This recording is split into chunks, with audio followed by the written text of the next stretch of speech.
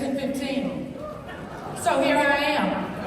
And I just happened to give a shout out to Miss Urban. She is one of my daughter's 5th grade school teachers right there.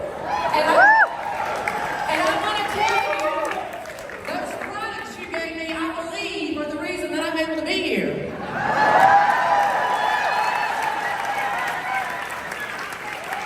Bailey told me to tell you hey. How about that? Thank you, Miss Urban. She's wonderful. I mean, she's got me convinced.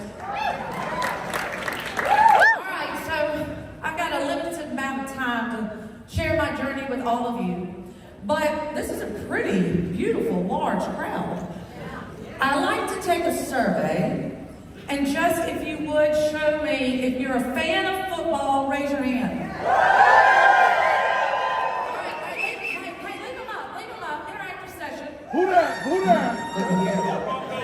All right, we're gonna take an oath. Repeat after me. I promise. From this day forward, I will no longer boo the officials.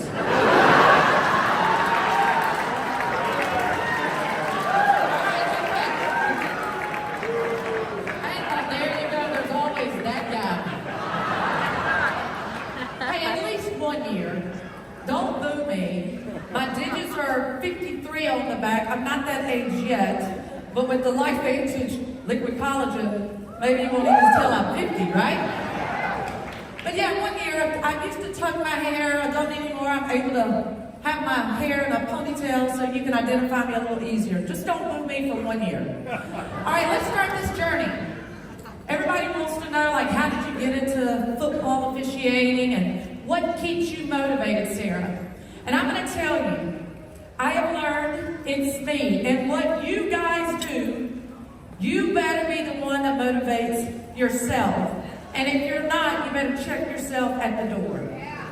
So, these 3 perfect, innocent, they do no wrong, they don't cuss, they did not drink before the age of 21. I'm not that mother. But they inspire me, they encourage me, they need things, so they say, want more than anything. But I'm their first line of what success looks like or failure. So I have to get up and motivate myself every day. I want to introduce you to my 3 amazing kids. Brindley is to my left. He is 23 as of this past Monday, and he is a 7-year junior in college.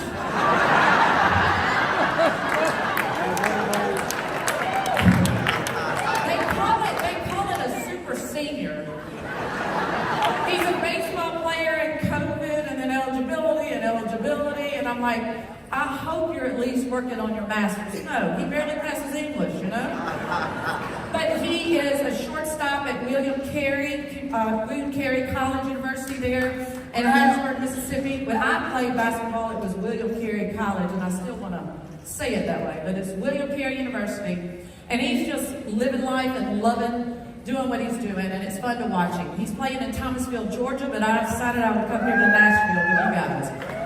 Did I hear Thomasville, Georgia? There we go, all right. All right, so then Brady is to my right.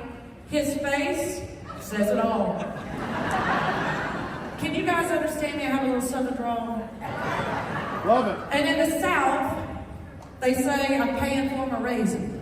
Well, that one's the reason I'm paying for my raisin. He is 6'7", and he was a catcher, average size catcher, right? But he was phenomenal. Well, they discovered he could pitch. And so he started pitching, and he's throwing between 92 and 93. He's got a jump of a slider, a little breaking ball. So I'm hoping I can retire. And then maybe I can join this team and do what you guys do.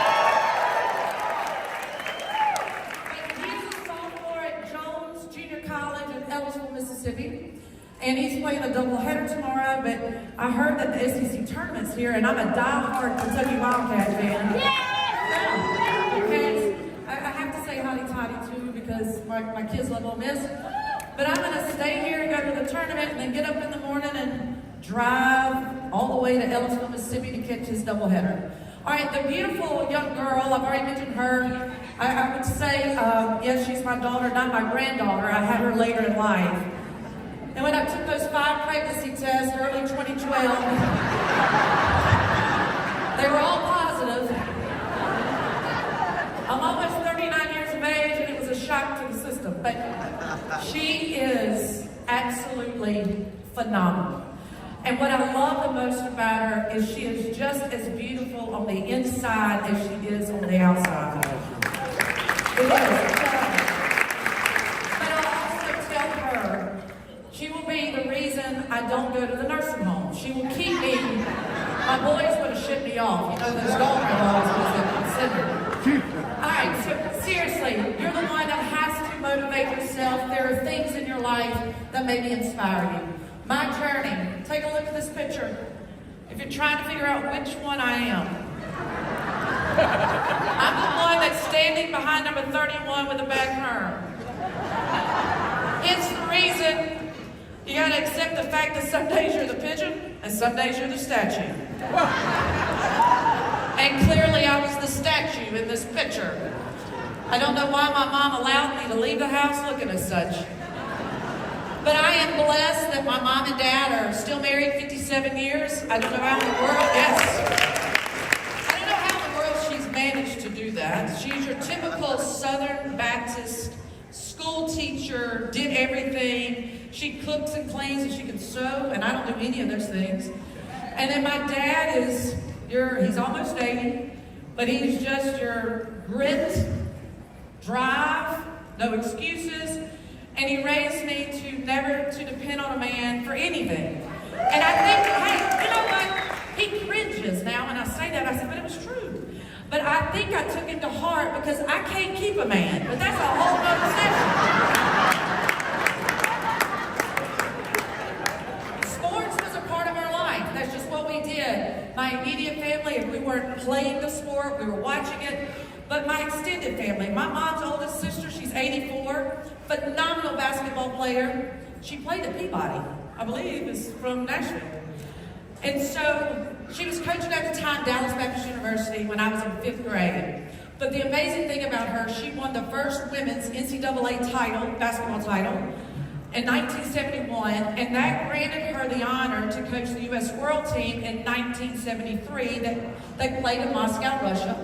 They won a silver medal, and one of her players was none other than the amazing, and we miss her, Pat Summitt. Oh, yeah. So when I was in 5th grade, she looks at me, we're at a family function, and she says, hey, are you gonna try out for basketball? I said, Aunt Jill, they don't have a girls team. She said, go out for the boys team. She didn't hesitate. I've never thought of my gender that would hold me back. So I go out for the City League basketball team, boys team in Pascagoula, Mississippi. Ooh, is there a little girl in here? Yes, ma'am. So I go out and I make the boys team. But I'm on the B team. So I play on the B team my 5th grade year. 6th grade year, you are supposed to be on the A team. However, they had put a clause in there unless you were a girl. Well, I was the only girl. And so when I was in 6th grade and I came home that afternoon after practice, and my dad said, how was it on the A team? And I said, Dad, I didn't make the A team. He said, why is that? I said, well, they said because I was a girl, I couldn't be on the A team. Well, my dad loaded me up in the 1978 Ford LTD, and we went right back down to that stadium. And he gave that coach a piece of his mind. Now, like any 6th grader, I'm mortified. I am like going like this. But I think all too often, and you all can relate, you shouldn't do this, you can't do this, whatever restrictions they want to put on you. And I'm all about, hey, keep pushing forward. But I just want to encourage all of us, don't look at life as a roadblock. Look at it as a speed bump. And the quicker you get over the speed bump, whatever it is that people are telling you you can or you shouldn't or you won't be able to, it's going to be in your rearview mirror. Your rearview mirror is this big compared to your windshield, which is right in front of you and everything is forward. If you're constantly focused on what's in that is so small that it will affect everything in your life. Look through your windshield. Move forward. Get over the speed bump. I'm not encouraging you to speed, but I'm telling you, get over the speed bump and put it behind you. So by that 6th grade year, I didn't push the envelope. I went and played on the B team again. Let me tell you what it did. It propelled what ended up paying for my college education, career. The confidence I got. And when you are told no, somebody may not think that you were able to, just get some experience. Don't give up. But I dominated. I was the tallest player, the B team that year, the whole league. I felt as if I could intimidate the boys because I could touch the rim. I couldn't dunk, but I felt as if I intimidated them. But again, my confidence. The picture you're looking at here is my 7th grade year, still playing in the City League, and I'm on the A team. As you can see, right? As you can see, the guys had kind of surpassed me in height, and I really probably played about half of the games, and of those games, I probably played half of the time. Well, we won the City League there in Pascagoula, and Jay Walton lives here in Nashville. He's number 31. He was probably about 6'4" or 6'5" in 7th grade. After we won the championship, he looked at me and he said, "Hey, Sarah, you're going to try out for the middle school." And before I could answer Jay, he said, "You know what? You'll never make it. You actually have to be good and try out." So I didn't try out. I told him he intimidated me. One of 2 guys that probably intimidated me. But like any good middle school teacher, he saw some height walking, the halls, and said, "Hey, I heard you play basketball. Come have a private tryout." So I did. And I was on the JV team. I scored 14 points, I think, my first game, and then went on and played at the high school level, and then went on and played at the University of Mobile. Funny story about Jay Walton. He's tall, I'm tall. We ran in the same circle of friends. Everybody wanted us to date. And so he asked me to prom senior year. And I said, yeah, because I can actually wear heels with someone and I'll be taller than them. Then all of my friends said, "Sarah, he's going to try to kiss you." I did not kiss him because I was still mad at him that he told me I wasn't good enough to make the middle school team. Jade and I had lunch probably 7, 8 years ago right here in Nashville. And I said, "Jay, do you remember telling me that?" He said, I just can't believe I did that. And I said, "Well, you did." I said, "It's no big deal." I said, "How may not have been good enough to make the middle school team, and you were good enough to play at Mississippi State." I said, "But you were not good enough to make it to the NBA, but I was good enough to make it to the NFL."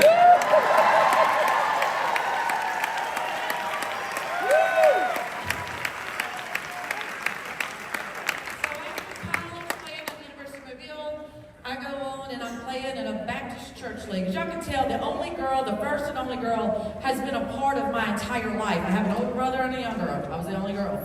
So I'm playing in this men's basketball church league there in Pascagoula. Been in this league for 3 years after college, and we had just won the church championship. And the next night, and I'm into volleyball, still at the same Baptist gymnasium. And a guy comes up to me and he says, "Sarah, I'm really sorry about what happened last night." And I looked at him and I went, "I was by myself last night. I don't know what you're talking about." And he went, "You're serious? You have no clue." And I said, "No." And he said, "Well, they kicked you out of the men's basketball league." I said, "Why?" He said, "They said it was because you were a girl." I went, "Well, I've been in this league for 3 years and they just now realizing I'm a woman." and then I thought, all right, if they had a vote, I know we would have been, a part of it, or at least I would have been. And then I said, "Was anybody there from our team?" And he said, "No." So I went up to the Baptist preacher. I said, "Hey, can we have a revote?" He said, "Yes, we have a revote the next night. It's 8 teams that don't want me, 8 teams that don't care." And so he asked the one guy that brought up this vote. He said, "Why don't you want her in the league?" And that guy said, "Well, we just feel like she gets the calls. And when she posts us up, it feels funny." Yeah, my head spun around about 3 times. So then I just said, "You know what, if y'all didn't want me and it's coming down to this," I looked at that guy and I said, "As fast-paced of a game as basketball is, if you get some type of sexual sensation out of it, you don't need to be playing it either." So, you can imagine, I said sexual sensation, in a Baptist gymnasium. I called up my dad. Crying mad. You gotta be kidding me, because I'm a girl. I can't play. My team doesn't mind. So a couple of months after that, I'm on the phone with my older brother, Lee. It's all his fault, right? Lee is to my left in this picture. He just retired from Conference USA a few seasons ago. My baby brother, Scott, he just retired from the Junior College Association of Mississippi. He's still umpiring baseball and doing high school officiating there in Mississippi. But I talked to my older brother. I'm on the phone with him. And when I tell you my older brother was the straight and narrow, and I think y'all can tell I was not, like I was the black sheep. So I'm on the phone with him and I said, hey, what are you doing this evening? And he said, I'm going to a football referees meeting. I said, can girls do that? He said, I guess so, sis. Be there at 6 and don't be late. I think he was glad I got kicked out of the men's basketball league, so I wouldn't tag along anymore. Well, I show up at this first high school officiating meeting, and right before we go in, Lee stops me and he goes, okay, sis, these are a bunch of old men set their ways. You are going to get some strange stares. And I said, it's all right, I can handle them, let's go in. So we go in, sure enough, George Dash is at the front, he's 84, and he's still a mentor to me today, because if it wasn't for him, I do not believe I would be where I am. And I know you all have those mentors in your life, right? So, funny story about George, though. I guess about 6 months ago, he had something done to his heart, so I went to see him in the hospital, and he had these thick glasses on. I said, George, what in the world happened? And he said, they said I was legally blind. I said, well, that's what everybody else said about you about 20-something years ago.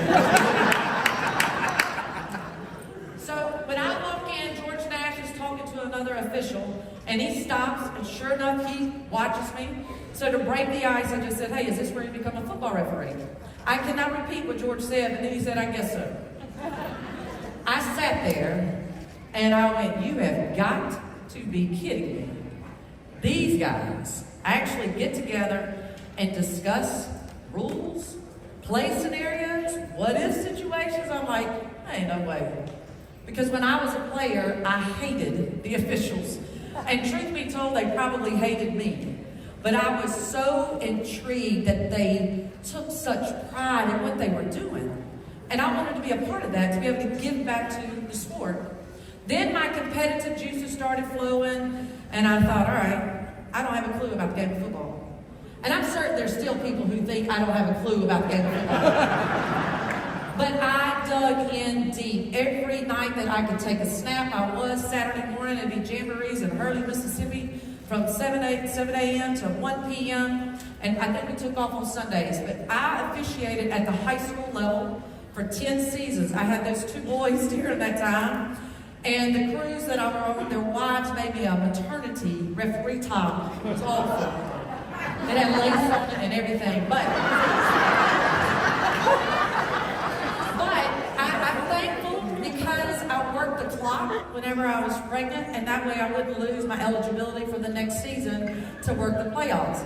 So my 9th season, Larry Tucker, God rest his soul, he was my crew chief. And he said, Sarah, I want you to apply to the Junior College Association and be on my crew as a line judge. I said, all right, Tuck. Because, I mean, that was a compliment.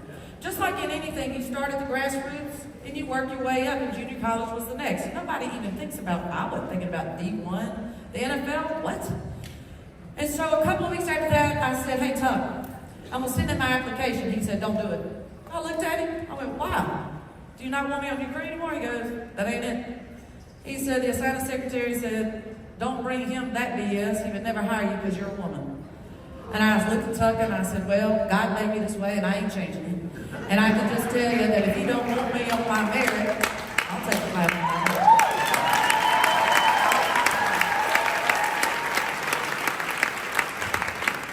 If he doesn't want me on my merit, this job is tough enough as it is. I'm not about to go and try to prove myself as a woman to a very shallow-thinking man.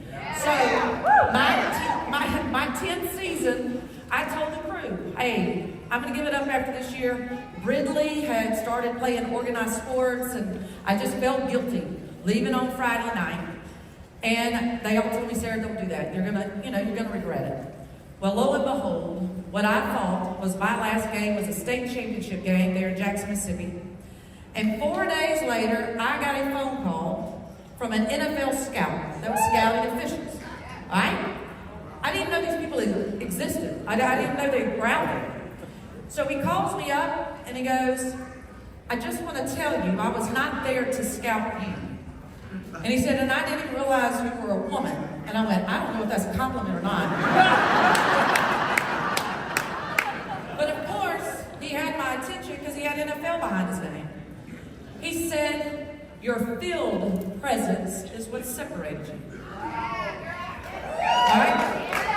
It wasn't that I got the call right. Something happened, I went into the crew, we had to adjust the chains, and then he said how you handled a very heated coach, and you moved right along. What you're doing, your field presence matters. Okay? When I was being recruited as an athlete, I knew it was the small things that separated me. But I didn't realize later on in life, career-wise, that people were still trying to recruit you. Okay? Your field presence is what will separate you. Yes, we want to do things more right than wrong, but understand someone is always watching how you carry yourself. So your field presence. So then he says, I think you've got what it takes to go to the next level. I'm like, what's that? I don't think it's going to be the Junior College Association of Mississippi. So he plugs me in with Gerald Alston, Conference USA supervisor, in 2007, and Gerald at the time was still on the field as an NFL referee. I think he worked 27 seasons, 3 Super Bowls. And I went and had an audition at Southern Miss.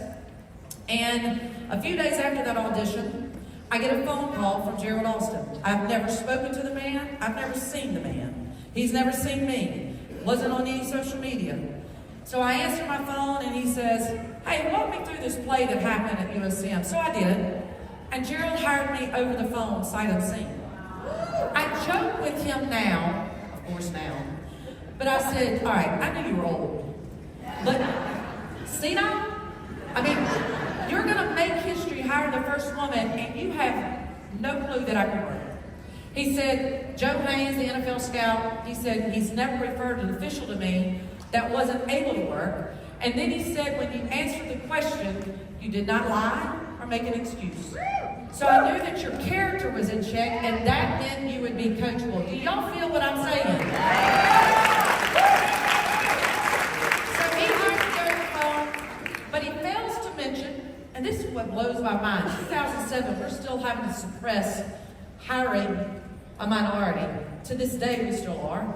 But he listed me in the roster of officials as S.B. Thomas. I knew who S.B. Thomas was. And I didn't ask him at the time why, but then he told me. He didn't tell his boss. But then he goes in and he tells his boss, hey, I've hired a female official. And the commissioner went, surely you're not going to put her on the field. He said, oh yeah. He said, I've already talked to 2 universities and they don't care. Let me tell you this. In the world I live in, it's an equal opportunity employer to get your tail chewed out. All they see are stripes. But this picture that you're looking at is my second game of my rookie season in Conference USA. And I live by this. I tell my kids this, especially with social media. It's meant to be a great thing, but y'all understand what I'm saying. But a successful person is someone who can lay a firm foundation with the bricks that are thrown at him or her by others. And I mean it. Lay them down. Don't listen to it. And I tell my kids that all the time. And then early on, they went, but Mom, you do realize you got a lot of bricks. You probably have a mansion or 2 across the globe. And that's fine. And I've also learned you do not defend the truth. If you believe in what you are doing, you do not exhaust your efforts to defend it. The person that's questioning you, they're the ones that are doubtful and insecure. Lay it down, build your firm foundation, and keep moving forward. So I worked 7 or 8 seasons at the collegiate level. Like I mentioned, I took those 5 pregnancy tests. They were all positive. And I'm working in arena ball at the time. And so I call up Gerald Alston, and of course he's a mentor of mine, as you know. But I called him up and I said, hey, Gerald, I got to tell you something. He said, what's that? I said, I'm pregnant. And he said, with what? I swear that's what he said. And I went, I don't know if it's a boy or a girl yet, but I'm pregnant. And so then there's this long, awkward pause.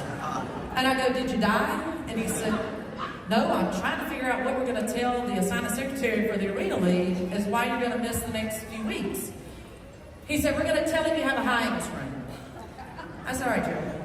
I said, but that high ankle sprain is going to swell up around my belly. I'm not going to have the fact that I'm pregnant. He was concerned about my career because I had started doing some training camps and stuff like that with the NFL. And so he was trying to protect me, if you will, but it's crazy. That year was the year 2012 that the replacement officials were there and no one got hired. And I worked in the replay booth for Conference USA, and a dear friend of mine told me, she said, I want to tell you something, Sarah. If it's meant for you to be on that field in the NFL, the good Lord will put you there, and this baby will have nothing to do with it. So, thank God. So baby was born on 12/12/12. You can't make this stuff up. I expect a card from all of you. But everybody started saying she's not going to be able to bounce back, dig in shape, how's she going to be able to leave kids, and all that stuff. And then April of 2013, I'm hired in the developmental program of the NFL. We used to have NFL Europe, now we have the developmental program. Well, the media got a hold of it and said, Sarah Thomas is going to be the first female in 2014.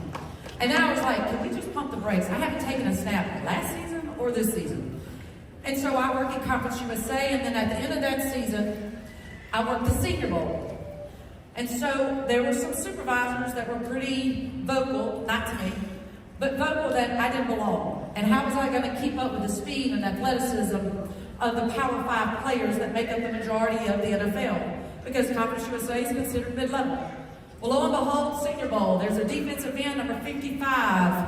He was an SEC player, and he jumps into the neutral zone before the ball is snapped. That is a foul for offside. I don't flag him. It gets worse for me. He sacks the quarterback. So after that game, I'm asked by the very supervisor, and I told him I just missed it. 2 months after that, I'm with Gerald in Baltimore, Maryland. We're at a clinic for aspiring officials, and Gerald calls me to his room, and I'm thinking, hey, he's going to tell me some good news. And I go in there, and he says, they're not hiring me this year. I'm waiting for the punchline. And he looked at me and said, they're not hiring me. I said, all right, what did I do or not do? And he said, don't have that self-doubt. I said, Gerald, this isn't about self-doubt. I wouldn't be sitting here if I didn't evaluate me first. And there's something I did or didn't do. 2 months after that, ironically, I am going to the rookie mini camp for the Kansas City Chiefs. Number 55 was drafted by them, and the supervisor that was vocal was in the vehicle with me. And he said, Sarah, number 55 will forever be your number. I knew right then it was that play, and I have reflected on that, and I really think that he thought that that was going to be a play that I would never see in the NFL. So I go up to number 55 and I said, hey, you remember this play? He said, I do. And I said, well, it kept me from getting into the NFL. He said, well, it really helped me to get into the NFL. I want to tell you too, reflect back on it. He was absolutely correct. Number 55 will forever be my number. It's in the history books because I got to work Super Bowl 55.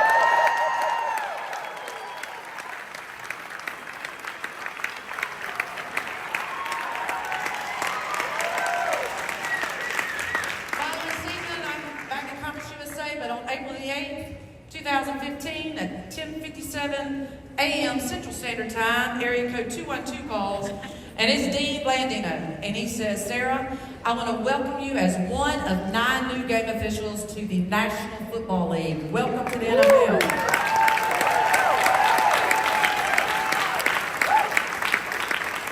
I commend him that he didn't say, hey, we're hiring you as the first female. It's a publicity stunt. You're going to make history.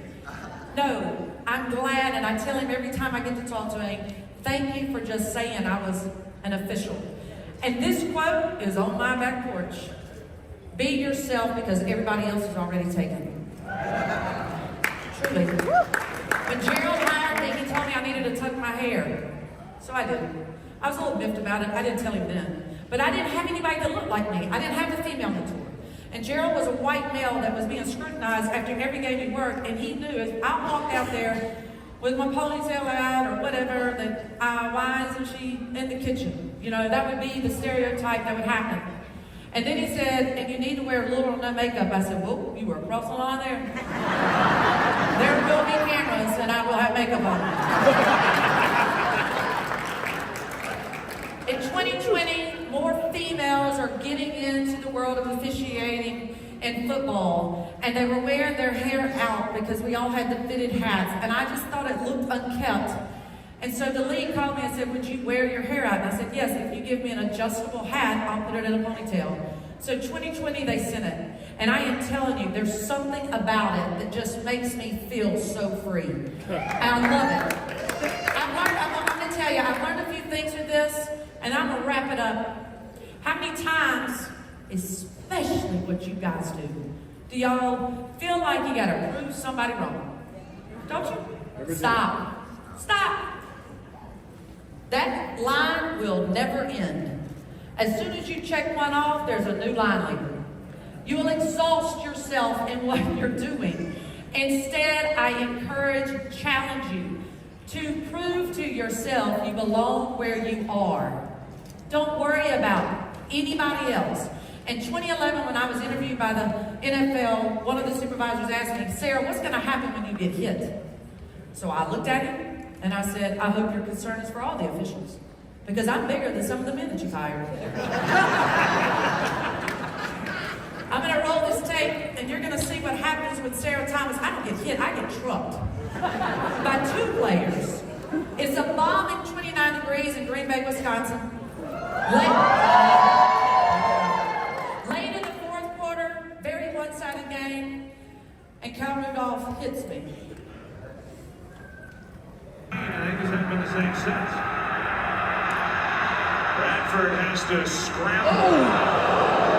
The pass is caught by Kyle Rudolph. And then a collision along the sideline with the line judge. And Sarah Thomas, line judge, who hopped right back up. You could see her say, I'm all right. Yeah, we're doing this Raptors game.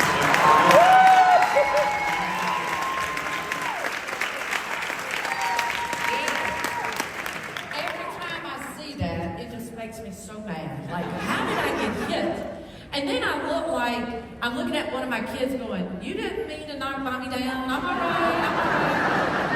I knew my wrist was broken, and so they take me back, and they go to x-ray me, and I go back to the trainer's table, and I look up, and like it's 4 minutes left to go in this game. I'm like, there's no way. So I told the doctor, I said, put that splint on, I'm going back in the game. And there was a player sitting there, and he goes, you were one bad, can't tell you what he said. And then NFL security said, you're joking. I said, no. I said, I belong out there. And my mom and dad are probably worried sick about what happened to me. So I get to the tunnel. We have these devices where we can communicate amongst the crew, and I got to the end of the tunnel, and it sets up perfectly. Of course, they're on the opposite goal line. So it's 110 yards that I've got to go. And I pushed the button, I said, hey guys, y'all care if I join you again? They went, heck yeah, girl, get out here. It was like the Chariots of Fire. I mean, I'm running all the way down there. Troy Aikman and Joe Buck are telling the world, Sarah Thomas, it's good to see her back. She's passed concussion protocol. Nobody even asked me if I had a headache.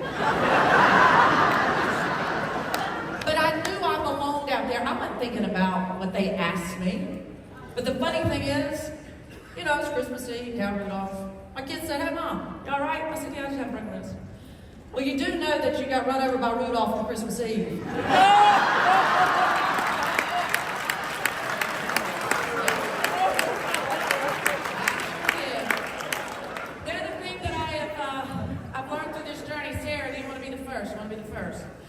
I've come across so many people that all they're worried about is a title. or money. And they're missing the joy in their life. So I learned that if that's all you're seeking, a boss has a title, a leader has the people. And those people that want the title, they will do anything to get up the ladder of success. But the toes that they step on to get up that ladder, I can guarantee it will be the backside they will kiss on the way down. They didn't learn it the right way. Your work ethic, your field presence, your attitude. I mean, some days it just is tough. But I'm telling you, do things because you love it. The recognition will come, right? Look, somebody must be a fan, right? I love the energy though, it's wonderful. My 4th season, the recognition.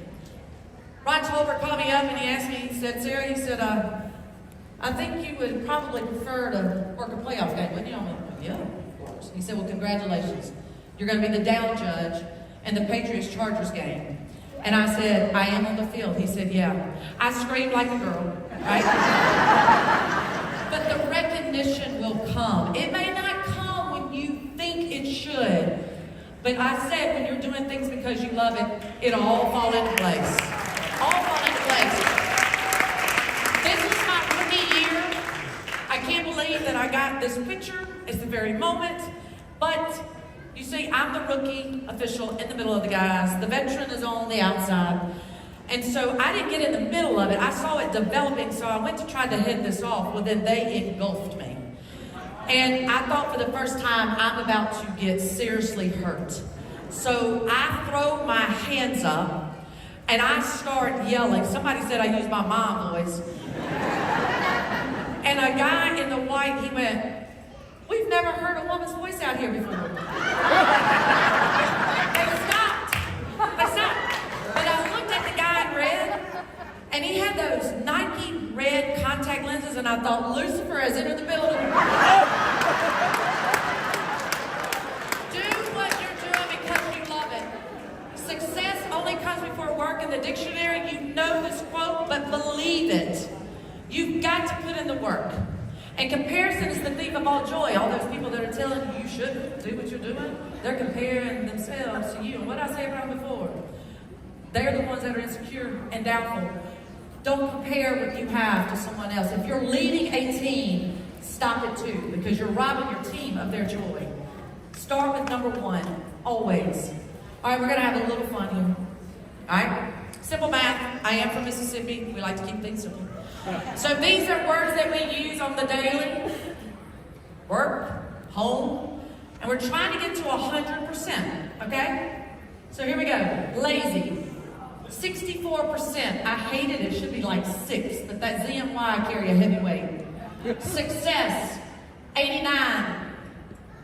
Confident, 90. I think cocky's around 50-something. Excuses. Isn't this amazing? How close it is to 100%. 96. Everybody's got them, don't they? Leadership, 97. Hard work, it'll pay off. Almost to 100. 98. What is that one?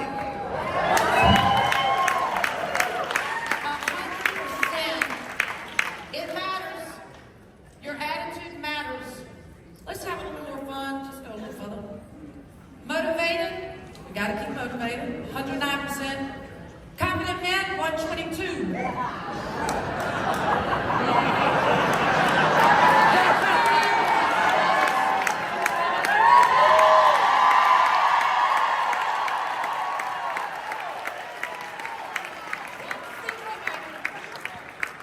We trump them every time, don't we? All right. It's crazy to think that Sarah Bailey Thomas, a girl that fell in love with something that she didn't know women weren't doing it. I didn't even know we got paid. It's about my 5th meeting. I just wanted to give back. No joke. It is crazy that Billie Jean King has tweeted something out about me. And if you can see it, you can be it. And you can believe it, right? You can. My daughter, she was probably in 3rd grade, but I think she's dressed up for me as career day, for Halloween. But when I got to pull my ponytail out, she said to me, she said, Mom, because of you, if I want to do that, I can pull my ponytail out and just be a girl. This is true. But I also know this. I'm raising those two young men, and they have me as a mother, bless their heart.